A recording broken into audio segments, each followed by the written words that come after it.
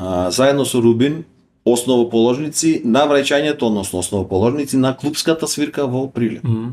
Како почна таа приказка? Таа приказка почна во јас, имаше еден локал, зборуваме сега за 96-та година, се викаше Фараон.